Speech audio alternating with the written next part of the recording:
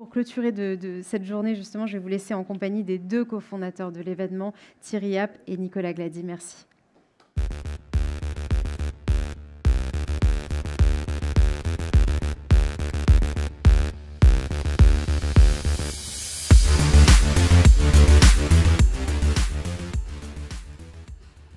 Bien, on arrive au terme de cette journée marathon. Plus d'une trentaine de personnes qui sont intervenues avec des points de vue très riches, différents, complémentaires, beaucoup de points aussi communs, comme on l'a pu le voir. Et pour terminer cette journée, je suis heureux de poser des questions à mon ami Nicolas, en tant que patron de Télécom Paris. Ce qui m'intéresserait, c'est de savoir ce que tu as retenu et quelles sont les lignes de force que tu peux, je dirais, mettre en perspective par rapport à une telle journée, ce qui est un exercice de style difficile. Et je voudrais remercier Stéphane Potel, David Bouni, de nous avoir aidés aussi pendant cette journée à retenir vraiment toutes ces lignes de force. Alors, c'est quoi les idées clés qui, selon toi, ont été marquantes durant cette journée ? Alors, tout à fait, Thierry, c'était vraiment une très belle journée, très riche. Alors, moi, je retiens trois grandes familles d'idées. La première, c'est bien sûr l'importance que la cybersécurité a pour notre économie.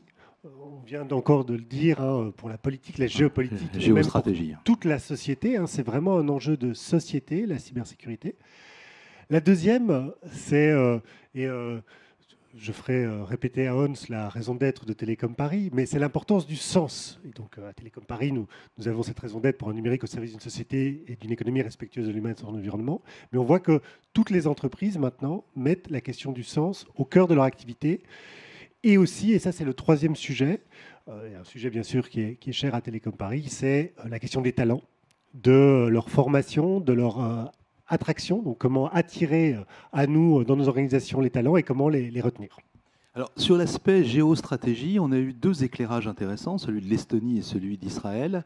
Et c'est vrai que ça a été particulièrement intéressant de voir que, écoutant Edward Kuckerman parlant des investissements dans la cybersécurité et de Beersheva, qui est un lieu qui a manifestement influencé la création par la demande du président de la République du campus cyber, que venu nous présenter Michel Vandenberg, on est bien dans un enjeu, je dirais, de mettre nos forces en commun, de pouvoir travailler ensemble et peut-être d'éviter les silos dont un certain nombre des intervenants ont parlé.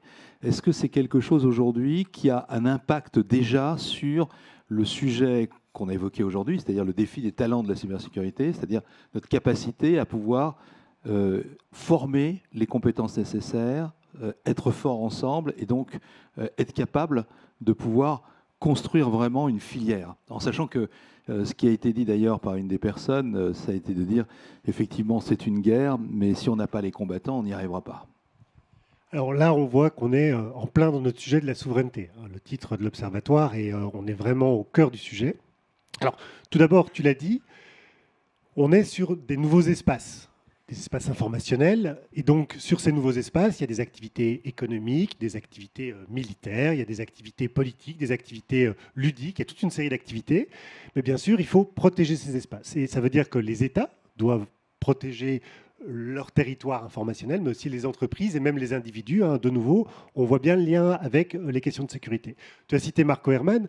En particulier, il a dit quelque chose... Alors, on va essayer de ne pas trop parler d'IA générative, puisque c'est le sujet dont tout le monde parle, mais quand même, peut-être on peut rapidement reprendre ses propos. Marco, qui nous disait que dans un milieu qui est de plus en plus sous attaque, on voyait les statistiques du nombre d'attaques qu'on avait au sein des entreprises françaises.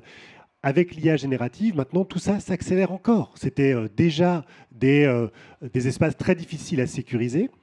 Et alors, on a aussi parlé des voitures, on y reviendra, toute une série d'activités où on n'a vraiment pas envie qu'il y ait des problèmes de sécurité. Maintenant, avec l'IA générative, ça va aller encore plus vite, les attaques seront encore plus nombreuses. Et donc, effectivement, il est absolument nécessaire d'armer, et je pèse mes mots, nos organisations, nos pays pour répondre à ces besoins. Alors, pourquoi ? Je vais reprendre les termes d'Alice Glanard, du Crédit Agricole. Elle prenait bien sûr l'exemple de son activité à elle, et elle disait que le deuxième actif d'une banque, après ses ressources humaines bien sûr, ce sont les systèmes d'information. Et on parle milliards, de dizaines de milliards, de centaines de milliards parfois. Il faut protéger ces systèmes d'information. Et comme disait très bien à la fois Smaralungu d'Ocapost, la cyberattaque, je cite, on comprend la difficulté malheureusement uniquement lorsqu'on est attaqué, quand c'est trop tard. Et comme disait Pierre Gachon de chez Renault, une fois qu'on a été attaqué, on n'a plus que nos yeux pour pleurer. Donc on voit que c'est quand même quelque chose de très important. Et pratiquement tous nos intervenants ont parlé de la cybersécurité par design. Donc je citais l'exemple de Renault. Dans une voiture, évidemment, comme le disait Pierre, on ne peut pas faire de compromis avec la sûreté, la safety, et c'est absolument vital. Donc,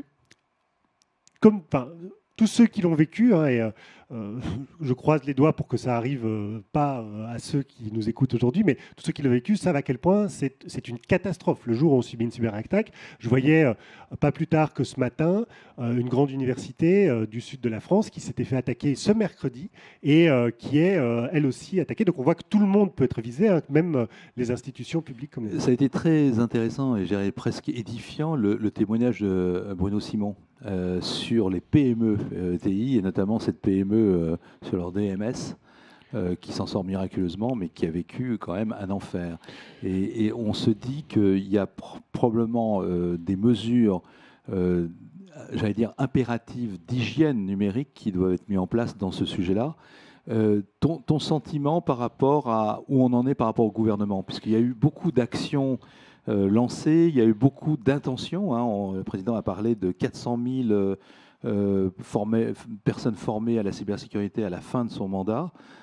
Est-ce que ça te semble réaliste et est-ce que véritablement nous sommes capables de faire face à un tel besoin de compétences face à la pénurie actuelle ? Alors, j'ai envie de répondre, de toute façon, on n'a pas le choix. Donc, nécessité fera loi, je l'espère, puisque tu parles du gouvernement et des agences nationales. Citons de l'ANSSI, le général Emmanuel Negelen, qui nous disait qu'en fait, puisque ce ne sont pas que des sujets technologiques, ce sont des sujets aussi d'organisation, on y reviendra de nombreuses fois, c'est l'humain qui doit être très bien compris. Et alors, il a dit quelque chose qui a marqué beaucoup de monde, c'est que les personnes qui s'occupent de ces sujets ne sont pas des psychopathes, comme on peut le voir dans certaines séries où on a des gens qui sont très caricaturaux. En fait, on a vraiment besoin de... On a beaucoup parlé de capuches, d'ailleurs. Oui, les capuches, visiblement. Alors, j'en ai pas vu beaucoup aujourd'hui, mais effectivement, ça a l'air de marquer beaucoup les scénaristes d'Hollywood. Effectivement, on n'en a pas nécessairement... Mr. Robot. Et en fin de compte, on en revient toujours à quel est l'espace informationnel que nous voulons. Donc, dans notre vie de tous les jours, quand on écrit un email, quand on envoie des messages à sa famille, à ses enfants, c'est la question de la confiance. Et je vais reprendre les termes de Nassima Auvray, de Orange Business Service, qui liait très fort la question de la confiance avec celle de la souveraineté. C'est très intéressant, c'est-à-dire qu'on est souverain dans un espace dans lequel on se sent en confiance. Et d'ailleurs, on voyait que le titre lui-même de Chief Trust Officer, donc la personne qui s'occupe de la confiance, est un titre qui vient de plus en plus souvent dans les organisations parce qu'effectivement, c'est un sujet majeur. C'est le cas de Jeanneret, qui est Chief Trust and Security Officer chez Capgemini Invent, et c'est le cas effectivement de Nassima Auvray de Orange Business. Alors, ce qui me permet, tu me tends une perche pour le lien avec le deuxième sujet, qui est celui du sens. Puisque tu parles de Jeanneret, de Capgemini Invent, Capgemini Invent insiste beaucoup sur la cyber for good. Et donc, on voit directement le lien entre le sens de ce qu'on cherche à faire, le bien commun, et la cybersécurité. Mais il y a aussi la question de l'incarnation. Si on prétend vouloir servir toute la société, et ça a été un thème récurrent encore lors de notre dernière table ronde, il y a la question de la mixité. On sait qu'on est dans un secteur où, d'une manière générale, les sujets très technologiques, il y a peu de femmes. Les filles dans les écoles d'ingénieurs, c'est moins de 20%, c'est ça. Alors, et on parlait de cybersécurité, le chiffre qui est revenu, c'est 11%. Alors, ça dépend beaucoup des filières.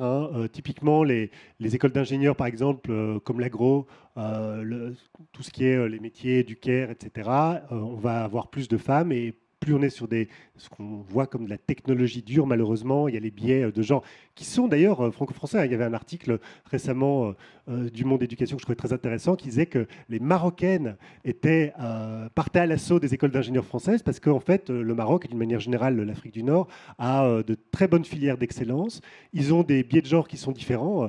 Nous avons vu des très beaux exemples emblématiques qui osent de femmes qui viennent par exemple de Tunisie. Et en Tunisie, qui est le premier pays dans lequel Télécom Paris recrute en dehors de la France, on a plus de femmes. Alors, on n'est toujours pas à 50%, mais on a quand même plus d'un tiers de femmes sur ces filières-là. Et donc, on voit que ces biais de genre qui sont des biais culturels sont malheureusement encore très très forts en France. Alors la solution qu'on a présentée, on l'a dit plusieurs fois, c'est de montrer que ça n'est justement pas que des sujets technologiques. Ce sont des sujets généraux, c'est des sujets qui donnent du sens, et c'est vraiment là où on voit que, d'ailleurs c'est intéressant, je suis aussi président de la commission aval de la conférence des grandes écoles, on va présenter le rapport insertion la semaine prochaine des écoles de la CGE. Et on a posé la question de quelle est l'importance de la RSE pour vous dans le choix de votre premier travail. Et on voit effectivement qu'il y a des différences de genre. Les hommes sont moins sensibles à la RSE dans leur job que les femmes. Ce qui me fait penser que les femmes ont plus de bon sens. Mais donc, en tout cas, d'après ces statistiques. Et donc, effectivement, relier de nouveau le sens, comme disait très bien Marco, hein, Herman de Thalès, de nouveau, la cyber, c'est un métier éthique, d'une utilité sociale réelle. Et donc, en mettant en avant ce sujet de pourquoi est-ce qu'on fait tout ça, ben on peut espérer attirer des gens de divers horizons et pas seulement des gens attirés par la techno pour la techno. Et c'est ce que disait aussi le directeur général adjoint de l'ANSSI quand il disait que la cybersécurité n'était pas une science froide, mais que ce n'étaient pas des experts, des geeks isolés qui passent tout leur temps devant un ordinateur, mais des gens qui sont capables de collaborer en équipe et de fonctionner. Et qu'il est important de comprendre qu'il n'y a pas un métier, mais plusieurs métiers de la cyber. Et c'est là où le débat qu'on a pu développer, notamment avec Florent Albault de Valeo ou Alice Glanard de Crédit Agricole, était intéressant sur les Red Teams, les Blue Teams, et j'allais dire les Purple Teams. Et ce qu'on comprend bien, c'est que ces métiers ne sont absolument pas connus des jeunes et qu'il y a là peut-être un potentiel important à développer dans l'avenir. Alors, il y a toute une série de choses dans ce que tu viens de dire, et donc on va tirer le fil. Hein. D'abord, à nouveau, l'importance que la cybersécurité, c'est beaucoup plus que de la technologie, c'est l'impact sur l'organisation, la société. D'ailleurs, Vincent Nibel d'EDF l'a très très bien montré, hein. Une entreprise où, surtout en ce moment, on n'a pas besoin d'expliquer à quel point c'est important pour notre société et notre économie. Vincent a bien expliqué qu'en faisant le lien entre sa fonction de DSI et la mission, eh bien, il devenait plus attractif et il pouvait mieux retenir les gens. Alors, tu as parlé aussi de cette question de savoir travailler en équipe. On a beaucoup parlé de rendre nos ingénieurs autonomes, ou d'une manière générale les gens que nous formons autonomes, parce qu'il faut toujours continuer à apprendre, et on reviendra à la formation continue. Mais aujourd'hui, c'est aussi savoir travailler en équipe. Alors, moi, j'ai très souvent vu des élèves extrêmement intelligents en mathématiques, en sciences, en technologie, puis qui me disaient, mais moi, en fait, j'ai pas envie de travailler en équipe, je suis plus performant tout seul, etc. Et je le regardais en lui disant, oui, mon coco, si tu penses comme ça, bah, tu vas justement pas pouvoir travailler d'une manière performante en organisation. Aujourd'hui, dans des systèmes complexes, il faut savoir travailler en équipe. Et donc, nous formons nos élèves, bien sûr, aux hard skills, mais aussi aux soft skills. C'est Elena Poincet de Tetris qui disait les hard skills, c'est bien, c'est nécessaire, mais les soft skills, c'est mieux. Et donc, aujourd'hui, on en est très très souvent là. Hein. J'avais mon conseil de perfectionnement. C'est pas ou, hein, c'est et, hein, je crois qu'elle disait. Oui, c'est et c'est mieux. Donc, ça veut dire qu'il faut aller plus loin que les simples hard skills. Alors, on avait notre conseil de perfectionnement à Télécom Paris ce mardi, donc, où on invite nos partenaires entreprises à nous donner un avis sur les formations et à nous encourager à les faire évoluer. Tous ont dit les soft skills, le travail en équipe, la capacité de communication, la capacité d'embarquer les gens dans un projet, c'est vraiment le cœur de... Parce que c'est des sujets transformationnels, on l'a dit toute une série de fois, des organisations, et donc on a besoin de gens qui soient capables de faire cette transformation. On a beaucoup parlé aussi de création de filières cyber. Renaud en a parlé, Valeo en a parlé, et Michel Vandenberg aussi du campus cyber. Est-ce qu'on peut dire aujourd'hui que c'est un des éléments de sens pour l'ensemble des collaborateurs qui vont s'investir dans cette filière ? Alors, on en revient d'abord à ta première question sur la question du volume, de la nécessité de tripler à peu près le nombre de gens qu'on forme sur ces sujets. Les filières existantes, si on les regarde d'une manière étroite, ne suffiront pas. Donc pour être très très simple, hein, si on se dit la cyber, c'est en gros, il faut être ingénieur, avoir fait plein de maths, puis plein de numérique, etc., on n'y arrivera pas. C'est tout simplement pas possible, en tout cas pas rien qu'en France. Avec des prérequis qui sont quand même très élevés, hein, pour avec accéder à des formations à très élevés. Télécom Paris ou Voilà. à l'EPITA. Des écoles excellentes, donc exigeantes. Mais en fait, comme on l'a dit tout d'abord, on a besoin de diversité dans nos filières. On a besoin d'aller chercher des gens. On a très souvent entendu parler de personnes hybrides. Hein. De nouveau, Alice Glanard, c'est comme ça qu'elle se présentait elle-même. Elle disait, voilà, j'ai un parcours très hybride. C'est vraiment une richesse pour les organisations parce que c'est des gens qui sont capables de parler avec plusieurs types de métiers. Ils sont capables de faire cette traduction nécessaire entre les métiers. Et donc, on a vraiment besoin de ce genre de compétences. Et donc, aller chercher en plus, et je ne dis pas à la place, en plus dans d'autres filières pour amener ces gens vers ces métiers de la cybersécurité, il n'y a que comme ça en fait qu'on pourrait y arriver. Et c'est vrai dans ce que nous on appelle dans les écoles les admissions parallèles par exemple ou des diplômes différents, mais c'est vrai aussi en allant chercher des talents, je le pense, à l'étranger. Hein. Moi, je vous ai parlé de l'Afrique du Nord, mais d'une manière générale, aussi du fait de mon histoire personnelle, je pense que la francophonie est vraiment une richesse pour la France, hein, pour attirer toutes les personnes qui souhaiteraient venir travailler pour la France et l'Europe, disons, sur ces sujets. Hein. On a vraiment tout intérêt à amener les talents et à les faire contribuer à nos développements. Mais aussi, et ça a été dit de nombreuses fois, c'est d'ailleurs la dernière intervention qu'on a eue en particulier avec Angela Sien, la directrice de Télécom Paris Executive Education, avec la formation tout au long de la vie. Sur ces sujets-là, de penser qu'après quelques années d'études, on est formé pour les 40 ans de carrière qu'on a derrière, c'est complètement absurde. Déjà, les technologies, parfois, elles évoluent d'une année sur l'autre. Alors de penser que en 3 ans ou en 5 ans, on est formé pour le restant de ses jours sur un sujet comme ça, qui bouge tout le temps, ça n'est tout simplement pas possible. Donc la formation tout au long de la vie va prendre de plus en plus d'importance. Et le lien d'ailleurs qu'on a, et ça a été dit de nombreuses fois, avec les entreprises dans ce cadre-là, des partenariats publics-privés, des partenariats entre les organismes de formation et les entreprises pour accompagner les collaborateurs dans leur évolution de compétences et donc aussi de carrière, c'est vraiment la clé de ce qui nous permettra de répondre à ces objectifs. Alors, on vient de parler du sens, hein, et bien évidemment, c'est un sujet important. On a parlé de la pénurie des candidats, on a parlé des filières et de la formation. Est-ce que la technologie peut être aussi une réponse à cette pénurie si on considère que une certaine forme de technologie, je pense notamment à l'IA générative avec ChatGPT, mais aussi avec d'autres approches, sont susceptibles de nous permettre d'automatiser certaines tâches répétitives et donc de diminuer le nombre de personnes que nous pourrions avoir pour avoir des profils qui vont intervenir différemment avec des tâches qui pourront être faites par la technologie elle-même. Est-ce que ce n'est pas une piste qui peut être envisagée ? Oui, bien sûr, mais c'est un moyen. C'est pour moi, toujours la technologie est au service de l'humain, au service des personnes, et ça a été dit de nombreuses fois. Hein. La question, et d'ailleurs la plupart des failles qu'on a vues, c'est très souvent une erreur humaine plus que technologique. Hein. On a eu des exemples avec Bruno aussi qui montraient que d'un point de vue architecture, tout se passait très très bien, mais en fait, si derrière les personnes ne sont pas formées, les organisations ne répondent pas à ce genre d'attaque, en fait, ça ne fonctionne pas. Donc oui, bien sûr, la technologie, l'automatisation, l'IA générative, tout ça peut nous aider à être plus performants. Mais dans la course à l'armement, souvent, hein, les bandits sont plus rapides pour s'adapter que les policiers. Hein. Et donc, c'est important de surtout accompagner les personnes dans leur montée en compétences. J'aimerais citer là-dessus Florent Albo de Valeo, qui soulignait l'importance du mentorat. Alors, on a... pour tout un tas de raisons, hein, bien sûr pour accompagner les gens dans leur évolution personnelle, mais en particulier pour un sujet qui est cher à cet observatoire et aussi à Télécom Paris, c'est la question de la mixité, justement, mettre en avant des rôles modèles. Philippe disait des femmes qui osent. Vous avez vu qu'à Télécom Paris, nous avons des femmes qui osent, hein, et c'est très très bien, parce qu'effectivement, ça nous permet, en mettant en avant des personnes qui ont réussi, qui ont des compétences technologiques, ça montre en fait que c'est possible, et c'est même très agréable en fait hein, comme métier. Et donc, nous souhaitons vraiment pouvoir mettre en avant ces rôles modèles. Alors, Michel Van Berg a parlé à un moment donné des investissements qui allaient être faits en matière de communication pour faire comprendre de l'intérêt de ces métiers aux jeunes.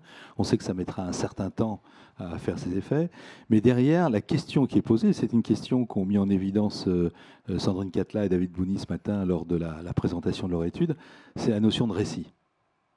il y a probablement un grand manque sur le récit de la cybersécurité qui puisse à la fois faire comprendre l'intérêt, mais aussi, je dirais, le sens et la portée de ces métiers.